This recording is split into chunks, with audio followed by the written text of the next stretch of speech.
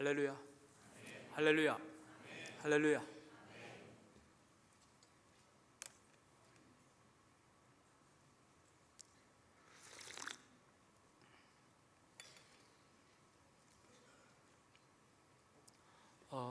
오늘은 2019년 마지막 주일이고요.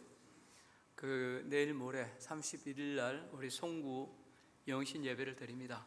송구 영신 예배 때 이제 여러분들이 2020년을 위한 기도 제목을 적으셔서 그것을 가지고 와서 송구 영신 예배 때 제출하시면 여러분들의 기도 제목을 가지고 제가 1월 6일 날, 1월 5일 날 첫 신년 예배를 드리고요. 1월 6일 날 여러분이 가지고 내신 기도 제목으로요 같이 기도하러 가게 될 겁니다. 근데 미리 하나 여러분 차고 없도록 광고를 드릴 것은, 제가 우리 간사들에게 그런 이야기를 드렸습니다. 일단은 송구 영신 예배 때 제출하는 기도 카드만 제가 수령하도록 하겠다. 그래서 미리 송구 영신 예배가 끝나고 나면 바로 그것을 지구별로 딱 정리해서 제 방에 갖다 놔라고 부탁을 드렸습니다. 그런 부분에서 여러분들 하나님 앞에 기도 제목 있는 분들은, 또 같이 기도하려 원하시는 분들은 마지막 날 송구 영신 예배 때 기도 제목을 반드시 제출해 주셔야 됩니다. 그렇게 하시고 같이 또 2020년을 기도로 여는 저와 여러분들 될 수 있기를 주의 이름으로 축복합니다. 오늘은 2019년 마지막 주일입니다. 2019년을 시작하는 신년 예배를 엊그제 드린 것 같은데 벌써 1년이 훌쩍 흘렀습니다. 세월의 빠름에 새삼 놀라지 않을 수 없습니다. 세월이 흐를수록 조금 소리를 줄여도 되겠습니다. 조금만. 세월이 흐를수록 우리 역시는 늙고 쇠퇴하지만 이 땅으로 끝나지 않은 영원한 소망을 주시고 우리의 속사람을 새롭게 해주시니 그 은혜가 감사할 뿐입니다. 2019년 한 해를 돌아볼 때 국가적으로 기쁜 일보다는 슬픈 일이, 화합보다는 분열이, 기대감보다는 실망할 일들이 더 많았습니다. 2020년 새해에 대한 전망도 그렇게 밝지 않습니다. 그러나 외부적인 현실이 아무리 암울해 보여도 우리는 이런 현실에 주눅들어 살 수 없습니다. 오히려 이런 때일수록 함께 하시며 승리 주시는 하나님을 더욱 굳게 붙들고 힘차게 승리를 외칠 수 있어야 합니다. 그럴 때 우리의 믿음대로 살 길을 열어주시는 하나님의 은혜를 체험할 수 있습니다. 한 사람이 있었습니다. 그는 어려서 너무 가난해서 제대로 배우지를 못했습니다. 그러나 그야말로 악착같이 일해서 18평짜리 아파트를 샀습니다. 후에도 그는 먹을 것 제대로 안 먹고 부조동 인사치레도 생략하고 개미처럼 열심히 모아서 34평짜리 아파트를 마련했습니다. 후에도 그는 오직 돈 버는 한 우물만 파서 마침내 분당에 있는 65평짜리 아파트를 분양받았습니다. 그리고 왕소금이라는 별명을 들으면서까지 짜게 살던 사람이 무슨 마음이 들었는지 수천만 원 들여서 내부 인테리어를 멋지게 하고 이 사람 저 사람 불러서 거창하게 집들이까지 했습니다. 그런데 이 이후 1년도 채 지나지 않아 심장마비로 갑자기 죽고 말았습니다. 얼마나 허무하고 안타까운 일입니까? 그런데 오늘날 소위 성실하게 살아간다는 대부분의 사람들이 이렇게 살아갑니다. 그러나 돈 벌어 단순히 아파트 평수나 늘리다가 죽는 것이 우리 인생이라면 그건 너무 허무하지 않습니까?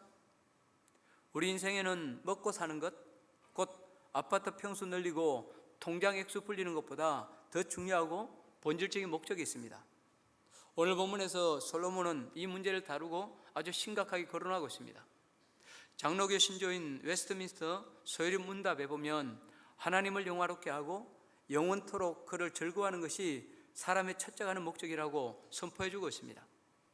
그렇습니다, 여러분. 내 삶의 주인이신 하나님을 영화롭게 하고 그분을 인하여 즐거워하는 것이 우리 삶의, 우리 인생의 목적이 되어야 합니다. 그래야 내 삶의 방향이 바로 잡히고 하루를 살더라도 즐겁고 행복하게 살 수 있습니다. 중세 유명한 교부인 어거스틴은 이런 말을 했습니다. 우리는 오늘 하루를 생의 마지막 날이라고 생각하며 살아야 한다. 인생은 한 번 지나가면 다시 오지 않고 한 번 잃어버린 시간은 되돌릴 수 없기 때문이다. 그래서 우리는 인생을 이생이라 하지 않고 일생, 곧 한 번뿐인 생이라고 부르는 것이다. 구태여 이런 어거스틴의 말을 빌리지 않을지라도 이렇듯 소중한 인생을 살면서 하루하루를 의미 있고 즐겁게 사는 것보다 중요한 것은 없습니다. 그래서 전도서 5장에서 돈 버는 것보다 잘 쓰는 것이 중요하다고 역설한 솔로몬이 6장에 와서는 돈보다 인생을 즐겁고 의미 있게 사는 법을 배우는 것이 더 중요하다고 결론을 짓고 있는 것입니다. 그렇다면 세상 사는 동안 인생을 즐겁게 사는 비결이 무엇입니까? 한 번뿐인 소중한 인생을 살면서 허무주의와 마음의 불안을 깨트리고 행복한 삶을 누릴 수 있는 비결이 무엇입니까? 그 비결을 세 가지로 말씀드리고자 합니다. 첫째, 기본에 충실해야 합니다. 다시 말해서 기본으로 돌아가야 합니다. 1980년대 내가 알아야 할 모든 것은 유치원에서 배웠다는 로버트 풀금의 책이 세계적인 베스트셀러가 된 적이 있습니다. 그런데 이 책은 너무 당연하고 상식적인 내용들을 다루고 있어서 읽는 우리가 이상할 지경입니다. 자기 전에 이를 닦아라, 집에 돌아와서 손을 씻어라, 정직하라, 예습복습 잘하라 등등 그야말로 별것 아닌 이야기를 담고 있습니다. 그런데 이 책이 세계적인 베스트셀러가 되었습니다. 여러분, 이것은 우리에게 무엇을 말해줍니까? 그만큼 기본이 무너져 있다는 것입니다. 어떻게 살아야 할지 알기는 하지만 그것을 제대로 실천하는 사람은 많지 않다는 것입니다. 그래서 우리는 계속 시행착오를 반복할 수밖에 없다는 것입니다. 조금만 깊게 들여다보면 세상을 변화시키는 능력은 뜻밖의 상식적인 데 있습니다. 교회를 교회답게 하는데 무슨 특별한 비법이 있는 것이 아닙니다. 목사는 진실하게 하나님 말씀을 전하고 성도는 그 말씀을 잘 듣고 순종하면 됩니다. 예배 잘 드리고 은혜 받고 삶의 현장에 나가서 빛과 소금의 역할을 감당하면 됩니다. 복잡한 것 하나도 없습니다. 집에서도 부모님께 효도하고 형제간에 우애 있게 지내는 것, 직장에서 정직하고 성실하게 일함으로 그 직장에 이익을 끼치는 것, 학교에서는 게으르지 않고 부지런한 학생이 되는 것. 여러분, 이것들 중에서 뭔가 특별한 거 있습니까? 아무것도 없습니다. 그럼에도 불구하고 이러한 것들이 바로 내 인생의 허무지를 깨는 강력한 망치를 할 수 있습니다. 오늘날 우리는 단 너무 큰 것, 위대한 일에 감염되어 있습니다. 그래서 모두가 크고 위대한 일만 하려고 하지 작고 하찮은 것, 기초적인 것은 아예 거들떠보지도 않습니다. 젊은이들이 모이는 것을 한번 가보십시오. 민족의 미래가 어떻고 정의가 어떻고 이상이 어떻고 하면서도 나중에 보면 저 피운 담배꽁초 하나도 휴지에 제대로 넣지 않고 아무렇게나 버려버립니다. 그렇다면 어른들이 모인 자리는 어떻습니까? 모이면 주로 나라 일이나 정치가들을 욕하고 판단합니다. 또 국가의 장래를 염려하느라고 정신이 없습니다. 말하는 것으로 봐서는 다 큰일을 할 사람들이요 하나같이 애국자들입니다. 옳은 사람들입니다. 그런데 자리에서 일어서기만 하면 가장 사소한 생활의 기본기 하나, 가장 작은 질서 하나도 제대로 지키지 않습니다. 그러니 그 속에서 어떻게 제대로 된 변화를 기대할 수 있겠습니까? 거듭 말씀드리지만 거창한 구호보다 작은 일에 성실하고 사소한 부분을 잘 지키는 것이 허무지를 깨뜨리고 내 삶을 행복하게 가꾸는 비결입니다.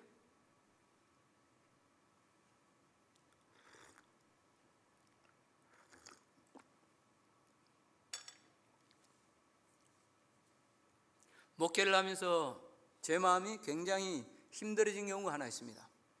그것은 예배에 잘 참여하던 분들이 어느 순간부터인가 예배 참여가 뜸해지고 제 눈에 잘 보이지 않는 것입니다. 그런데 제가 그 점을 그렇게 걱정하는 것은 단순히 예배 한두 번 빠지기 때문에 그런 것이 아닙니다. 더 중요한 이유가 있습니다. 그것은 예배에 빠졌다는 것은 삶의 기본기가 흐트러지고 있다는 것이요, 삶의 기본기가 흐트러지면 생활의 다른 부분까지 무너지고 펑크가 날 수밖에 없기 때문입니다. 그리고 이 기본이 무너질 때 가장 직접적인 피해를 입는 것은 바로 가정입니다. 지금까지 저는 그런 가정을 너무 많이 봐왔습니다. 생활하다 보면 때론 일상이 지겹게 느껴질 때가 있습니다. 매일 일어나서 회사에 출근하는 것만 해도 꼭 이렇게 살아야 되나? 그런 생각이 들 수 있습니다. 또 주일마다 교회 와서 예배하는 것, 꼭 참석해야 되나? 일 있으면 몇 번 빠질 수 있는 것 아닌가? 그런 생각이 들 수도 있습니다. 그러나 매일 되풀이되는 일상 같아도 날마다 회사에 출근하여 성실하게 일하는 것, 매주 주님 앞에 나와 기쁨으로 예배하는 것이야말로 내 인생을 건강하고 행복하게 갖고는 핵심 비결임을 믿으시기 바랍니다. 그래도 솔로몬은 전도서 3장 22절 상반절에서 뭐라고 고백하고 있습니까? 같이 읽어보겠습니다. 그러므로 나는 사람이 자기 일에 즐거워하는 것보다 더 나은 것이 없음을 보았나니 이는 그것이 그의 몫이기 때문이라. 그러므로 나는 사람이 자기 일에 즐거워하는 것보다 더 나은 것이 없음을 보았나니 이는 그것이 그의 몫이기 때문이다. 여러분, 여기서 자기 일은 뭡니까? 오늘 우리가 매일매일 반복해서 하는 일들입니다. 매일 출근하고 매일 집에서 일하고 매일매일 하는, 그래서 이 일로부터 조금이라도 해방됐으면 좋겠다는 그런 마음을 품고 있는 그 일들입니다. 근데 그 일을 즐거워하는 것보다 내 인생에 더 나은 것은 없다라고 말합니다. 그리고 이러한 일들을 통해서 우리는 하나님 주시는 분복을, 몫을 누릴 수 있다는 것입니다. 조금만 돌아보면 지금 우리 주에는 여러분이 그렇게 지겨워하는 직장 출근이나 예배, 그 예배를 드릴 수 없어서 그것 때문에 아파하며 기도하는 자들이 얼마나 많습니까? 내게 주어진 일상을 감사하며 최선을 다하는 것, 다시 말해서 기본에 충실할 때 우리는 그 속에 담긴 보화를 캐내는 복된 삶을 살 수 있습니다. 사랑하는 성도 여러분, 2019년을 보내면서 내 삶을 다시 한번 정직하게 점검해 보시기 바랍니다. 나는 열심히 산 것 같은데 내 삶의 한 축이 무너지고 있다는 그런 느낌이 드십니까? 이건 아닌 것 같은데, 이래 살아서는 안 되는 것 같은데, 하지만 그 원인이 뭔지 몰라 고민되고 당황스럽습니까? 그렇다면 다른 것은 다 제쳐두고 다시 기본으로 돌아가시기 바랍니다. 그래야 무너진 기본을 바로 세우시기 바랍니다. 특별히 하나님과의 관계, 모든 관계의 기본이라 할 수 있는 하나님과의 관계를 바로 세우시기 바랍니다. 그러면 주께서 여러분의 생애를 다시 한번 세워주시고 기쁨을 회복시켜 주실 것입니다. 이 기본기를 바로 세우는 은혜가 있기를 주의 이름으로 축복합니다. 두 번째로, 기쁨 없이 사는 것이 얼마나 허무한지를 깨달아야 합니다. 본문 1절에서 6절까지는 평범한 이야기 같지만 우리 삶의 현실적인 면면들을 다루고 있습니다. 그 중에서도 전도서 기자가 특별히 강조한 것은 그리스도인의 즐거운 삶에 관해서입니다. 그래도 이 짧은 6절 안에 즐거움이라는 단어가 무려 4번이나 등장하고 있습니다. 그렇습니다, 여러분. 우리 인생에 즐거움이 없다면 재물도 무의미하고 장수도 가치가 없습니다. 아무리 재산이 많아도 그것을 즐겁게 누리지 못하면 그 사람은 가난한 인생입니다. 또 아무리 오래 산다 해도 그 삶에 기쁨이 없으면 인생을 산다는 것 자체가 오히려 고행이요 고통일 뿐입니다. 옛 속담에 끝 표지만 보고 속을 평가하지 말라는 그런 말이 있습니다. 마찬가지로 사람을 볼 때 그 사람의 얼굴이나 외적인 환경만 보고 평가해서는 안 됩니다. 재산이 많고 건강하게 오래 살았다고 해서 행복하다고 평가하는 것은 잘못된 것입니다. 아무리 부와 명예를 많이 누리고 건강한 삶을 살았다 할지라도 기쁨을 누리지 못했다면 그 인생은 사실상 실패한 인생이라 할 수 있습니다. 그러므로 예수 믿는 우리는 언제 어디서나 감사하며 기뻐하는 삶을 살아야 합니다. 이것이 세상에서 행복을 누리는 척경입니다. 그런데 우리가 세상에서 누리는 기쁨에는 크게 4가지 종류가 있습니다. 첫째, 향락적인 기쁨입니다. 육체가 좋아하는 것을 따르고 육체의 쾌락을 추구할 때 오는 기쁨입니다. 물론 이 기쁨도 필요하고 중요하지만 이 육체의 쾌락에 지나치게 탐닉하다 보면 더 큰 허무와 좌절을 경험할 수밖에 없습니다. 두 번째는 소유에서 오는 기쁨입니다. 무엇인가를 내 손에 얻는 데서 오는 기쁨입니다. 물론 큰 기쁨입니다. 그러나 이 기쁨은 오래가지 않고 잠깐뿐이며 계속 더 큰 갈증을 일으키게 한다는데 그 문제의 심각성이 있습니다. 세 번째는 나눔의 기쁨입니다. 내가 가진 것을 나누고 베풀므로 누리는 내면의 기쁨입니다. 아주 높은 수준의 기쁨이요, 도덕적 성취감입니다.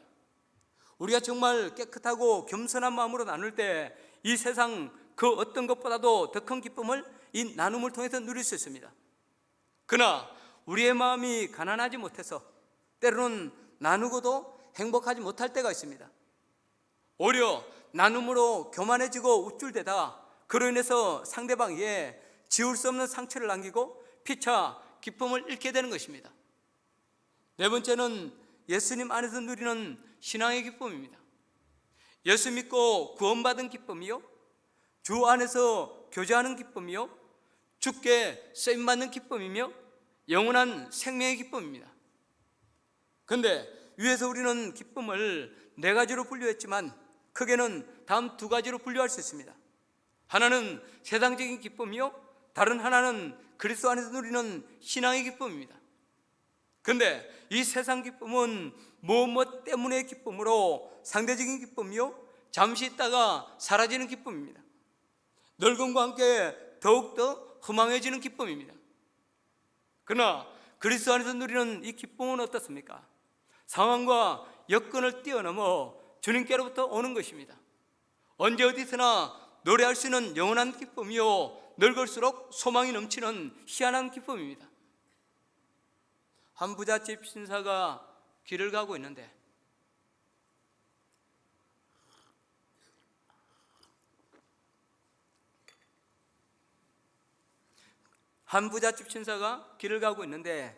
거지처럼 남루한 옷을 입은 사람이 길가에서 너무 행복한 표정으로 노래를 부르고 있었습니다. 요즘같이 살기 어려운 때, 나 같은 부자도 웃기 어려운데 저런 그릉뱅이가 뭐가 좋아서 저런 행복한 표정을 짓는단 말인가? 그래서 가던 길을 멈추고 그 그릉뱅이에게 물었습니다. 당신은 뭐가 좋아서 그처럼 기뻐 노래하고 있어? 그 거린의 대답이 아주 걸작이었습니다. 선생님, 제가 기뻐할 수밖에 없는 데는 세 가지 이유가 있습니다. 첫째, 하나님께서 저를 만물 중에서도 가장 귀한 인간으로 지어주셨기 때문입니다. 둘째는 비록 다리를 저는 장애인이지만 세상에 나보다 더 심한 장애를 가진 사람도 많은 것을 생각하면 이 정도도 너무 기쁘고 감사합니다. 그리고 셋째는 세상에서 나를 부러워하는 사람은 아무도 없습니다. 장애인에다가 거지인 저를 누가 부러워하겠습니까? 그러나 머지않아 천국에 갈 텐데 그때 하나님께서 두 팔 벌려 저를 반겨 맞아주실 것을 생각하니 너무 기뻐서 춤을 추지 않을 수 없습니다. 그렇습니다, 여러분. 누가 뭐래도 삶의 가장 큰 행복은 예수님 안에 있는 것입니다. 아무리 큰 고난을 당한다 할지라도 모든 것을 아시고 내 삶을 책임지시며 마침내 선케 하시는 주님의 손길을 믿을진데 우리는 감사하고 기뻐할 수 있습니다. 어느 의사에게서 들은 이야기입니다. 암 환자의 혈액과 정상인의 혈액을 비교해보면 암 환자의 혈액은 산소가 현격히 부족하다고 합니다. 그런데 혈액 내 산소가 부족하게 되는 중요한 이유 중 하나가 스트레스 때문이라고 합니다. 체내 산소는 기뻐할 때 활발하게 생성됩니다. 기뻐하면 스트레스가 쌓일 새가 없고 따라서 암도 예방된다는 것입니다. 특별히 잠언 17장 22절 말씀, 이건 우리가 너무도 잘 아는 말씀입니다는 이 말씀은 현대인들에게 건강하게 사는 중요한 비결을 가르쳐주고 있습니다. 거기도 뭐라고 했습니까? 마음의 즐거움은 양약이라도 심령의 근심은 뼈를 마르게 하느니라. 마음의 즐거움은 양약이라도 심령의 근심은 뼈를 마르게 하느니라. 현대인들이 가장 많이 걸리는 질병 중에 하나가 관절염, 디스크, 골다공증 같은 소위 뼈계통의 질병입니다. 그런데 성경은 그 질병의 원인을 밝히 드러내주고 있습니다. 그리고 치유법까지 말씀해주고 있습니다. 그 치유법이 무엇입니까? 마음이 즐거운 것입니다. 하나님을 기뻐하는 것입니다. 그러면 어떤 약을 먹는 것보다 더 뛰어난 치료와 회복의 역사가 있다는 것입니다. 아니, 주 안에서 누리는 기쁨이야말로 우리 병을 생기지 않게 하는 예방약 역할을 한다는 것입니다. 여러분, 비타민C나 칼슘을 많이 먹는다고 해결되는 것이 아닙니다. 중요한 것은 마음에 즐거움이 있느냐는 것입니다. 믿는다고 하면서도 기쁨 없이 인생을 사는 사람은 인생을 허무하게 사는 것이요 스스로 질병을 부르는 사람이라 할 수 있습니다. 여러분, 진짜 건강하고 행복한 인생을 원하십니까? 그렇다면 여러분 기뻐하십시오. 주 안에서 무조건 기뻐하십시오. 힘든 일이 있어도 웃고 슬픈 일이 있어도 바보처럼 웃으시기 바랍니다. 그러면 진짜 바보, 바라보면 볼수록 보고 싶은 매력적인 사람이 될 수 있습니다. 그러면 우리 마음의 소원을 하나님께서 이루어주시고 마침내 저 사라처럼 저와 여러분을 직접 웃게 하시는 놀라운 일이 일어나게 해주실 것입니다. 이 기쁨의 결단이 있기를 주 이름으로 축복합니다. 세 번째로 목적의식을 분명하게 하는 것입니다. 허무주의를 깨뜨리고 인생을 즐겁게 사는 또 하나의 방법은 목적이 있는 인생을 사는 것입니다. 7절에 보면 이런 말씀이 나옵니다. 사람의 수고는 다 자기의 입을 위함이나 그 식욕은 채울 수 없느니라. 여러분, 사실 오늘날 우리 삶의 가장 많은 시간은 뭘 위해서 보냅니까? 먹고 살기 위해서 보냅니다.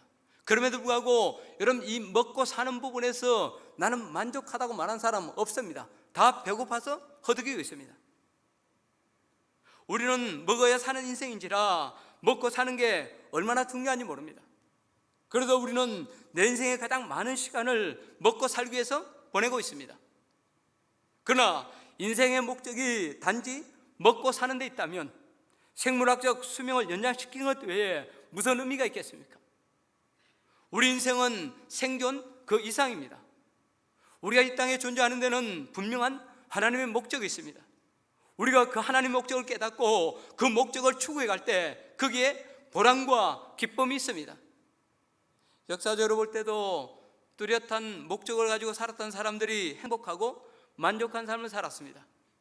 단순히 생존만을 위해 달려온 사람들은 짜증을 잘 내고 얼굴이 어둡습니다. 우리나라 사람들의 얼굴에서 기쁨을 찾아보기 어려운 이유도 그동안 먹고 사는 일에만 너무 급급했기 때문이라고 그렇게 말할 수 있습니다.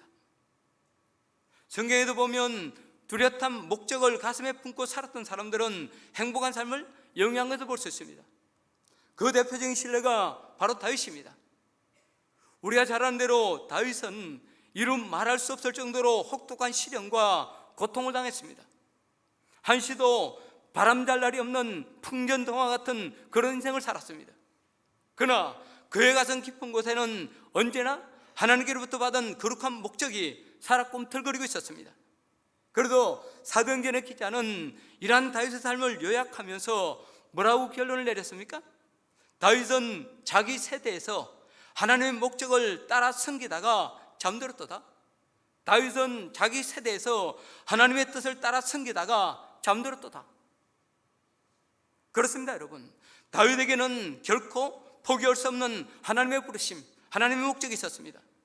그렇기 때문에 고난의 때에도 그처럼 주옥 같은 노래들, 기쁨의 노래들이 그 입에서 흘러나올 수 있었던 것입니다. 그는 항상 하나님이 부르시는 목표를 향해 나아가는 삶을 살았습니다. 그렇기 때문에 늘 신선한 기쁨이 있었고 내 잔이 넘친다는 복된 고백을 할 수 있었습니다. 얼마나 멋진 삶입니까?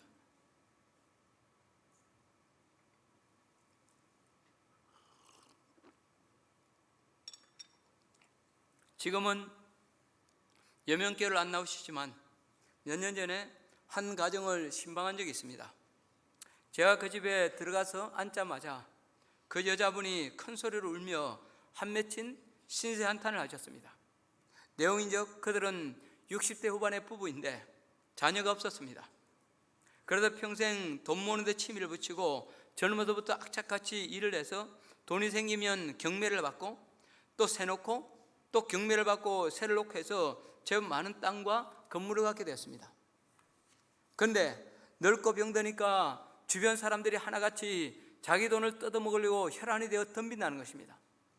그러다 보니 주위 사람들과 원수관계를 맺게 되고 술김에 화풀이 하느라고 이웃 사람에게 해코지를 하다가 소송에 휘말려 어려움을 겪고 있었습니다. 그분이 결론적으로 이런 말을 했습니다. 돈이고 뭐고 다 필요 없습니다. 이제는 다 귀찮습니다. 남편하고 나 아무 일 없이 무사히 죽을 수만 있으면 좋겠습니다. 어디 들어가서 노후를 보낼 만한 어떤 그런 곳 없습니까? 그렇게 이야기하면서도 뭐가 그렇게 서러운지 연신 통곡하며 우셨습니다. 저는 그분의 모습을 보며 새삼 인생의 비애를 느끼지 않을 수 없었습니다. 많이 배우지 못했기 때문에 돈만 있으면 뭔가 될 줄 알고 먹을 것 제대로 먹지 않고 그렇게 열심히 끌어모았는데, 또 이웃에게 사랑구실 제대로 못하면서 그토록 악착같이 재산을 모았는데 그 결과가 이웃과 원수되는 것이요 사무치는 눈물과 원한뿐이라는 사실이 제 가슴을 한없이 아프게 했습니다. 결국 이 할머니의 문제가 무엇이었습니까? 인생의 바른 목적을 세우지 못한 것입니다. 돌아갈 고향이 없는 황혼 인생의 서글픔이요 한 맺힌 절규였습니다. 저는 현대인들을 바라볼 때마다 두려운 마음이 드는 것이 하나 있습니다. 그것은 현대인들이 목적보다 수단을 지나치게 앞세우고 그 수단에 의존하는 삶을 살고 있다는 것입니다. 19세기 미국의 자연주의자 가운데 헨리 데이빗 소로우라는 사람이 있습니다. 그는 당시 경제적으로 눈부시게 발전하고 있던 미국 사회를 향해서 이런 말로 따끔한 일침을 가했습니다. 이 시대의 문제점은 수단의 발전은 있으나 목적의 개선이 없다는 것이다. 수단의 급속한 발전과 목적의 지나친 빈곤이라는 이 부조화는 비단 19세기 미국의 현상만 아닙니다. 오늘날에도 똑같은 현상이 일어나고 있습니다. 아니, 더 심한 현상들이 벌어지고 있습니다. 옛날에는 미국 가는데 배 타고 꼬박 2달이나 걸려야 했습니다. 지금은 비행기로 12시간이면 됩니다. 얼마 안 있으면 2-3시간 안에 가는 그런 시대도 열리게 될 것이라고 합니다. 인터넷을 통하면 몇 초 내에 전 세계인들과 메시지를 주고받을 수 있습니다. 물론 우리는 휴대폰을 거의 다 가지고 다니기 때문에 아무리 먼 곳에 있는 사람이라도 원하기만 하면 바로 곁에 있는 것처럼 대화를 나눌 수 있게 되었습니다. 실로 엄청난 수단의 발전을 가져왔습니다. 그런데 그 수단을 선용할 목적이나 가치관이 있습니까? 불행히도 그 목적이 없습니다. 그래도 수단의 발전이 우리에게 복이 아니라 오히려 재앙이 되고 있습니다. 현대 문명의 상징을 알 수 있는 여러분 인터넷 한번 들어가 보십시오. 폭력, 선동, 비방, 섹스, 싸구려 저질 광고들이 인터넷 지면을 온통 도배하고 있습니다. 그래도 우리 자녀들의 경우 인터넷을 가까이 하면 할수록 중독되고 더 저질스럽고 악한 데 물드는 비극적인 현실이 되고 말았습니다. 수단은 발전했는데 그에 걸맞는 목적과 가치관이 없기 때문입니다.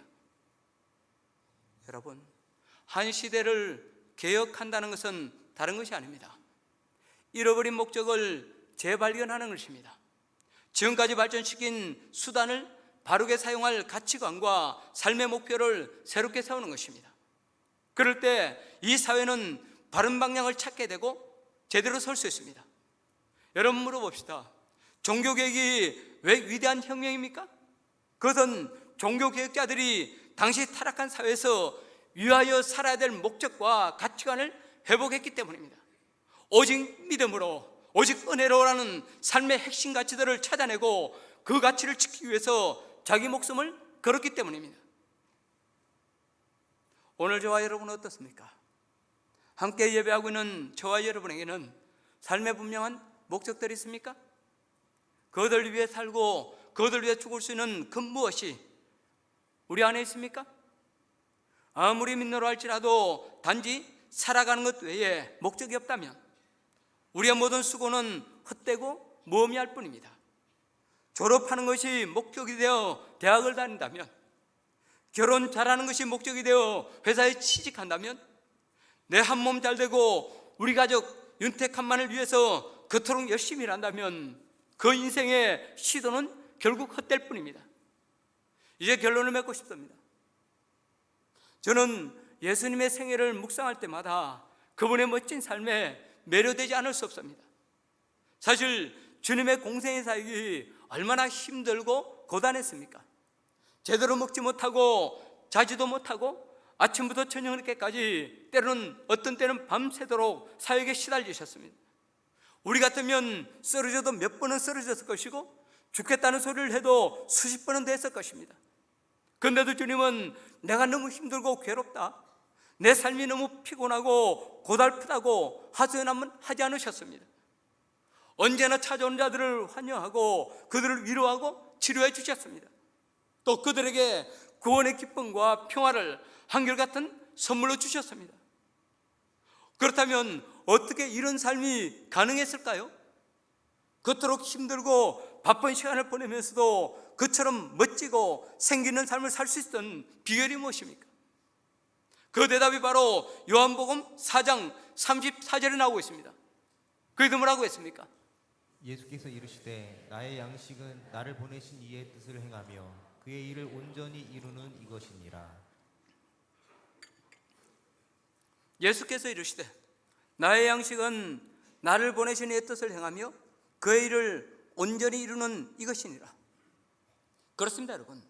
우리 예수님에게는 이 분명한 목적, 하나님의 뜻을 행하며 그 일을 온전히 이루겠다는 이 목표의식이 있었기 때문에 기꺼이 대가를 지불하는 삶을 사실 수 있었습니다. 아니, 대가를 지불하면서도 그토록 희생하시면서 기뻐하는 삶을 살 수 있었던 것입니다. 여러분, 공부를 하고 있습니까? 직장을 다니고 있습니까? 사업을 하고 있습니까? 아니면 전업주부로 가정을 돌보며 자녀들을 양육하고 있습니까? 무엇을 하든 간에 하나님의 목적에 초점을 맞추고 그 목적을 향해 걸어가는 복된 인생 되시기 바랍니다. 내 생애를 통해 오직 하나님의 존귀하심이 드러나기를 소망하며, 아니, 내 삶을 통해 하나님의 뜻이 이루어지기를 간절히 소망하며 그 길을 찾아가시기 바랍니다. 그럴 때 우리의 작은 수고나 시도조차 값지게 받으시고 놀랍게 성취되는 그런 인생 되게 해주실 것입니다. 시작은 미약하나 나중에 창되게 되는 멋진 삶, 지금 비록 힘들고 괴로울지라도 마침내 찬양케 하시며 마침내 존귀케 하시는 멋진 삶 살게 해주실 것입니다. 거듭 말씀드립니다. 세상 살아가면서 진정한 행복은 주 안에서 생의 즐거움과 의미를 발견하는 것입니다. 그리고 이러한 기쁨을 누리기 위해서는 첫째, 기본에 충실해야 합니다. 둘째, 기쁨 없이 사는 것이 얼마나 허무한지를 깨달아야 합니다. 다시 말해서 하나님 안에서 감사하고 기뻐해야 합니다. 마지막으로 하나님 안에서 인생의 목적을 바로 세우고 그 목적을 이루는 그 길 걸어가야 합니다. 이 세 가지 부분에서 우리의 모습을 다시 한번 점검하고 새롭게 함으로 다가오는 2020년 새해는 허무주의와 마음의 불안에서 벗어나 참 가치 있고 기쁨이 넘치는 삶 다 갖고 갈 수 있기를 주의 이름으로 축복합니다. 찬양하고 기도하겠습니다.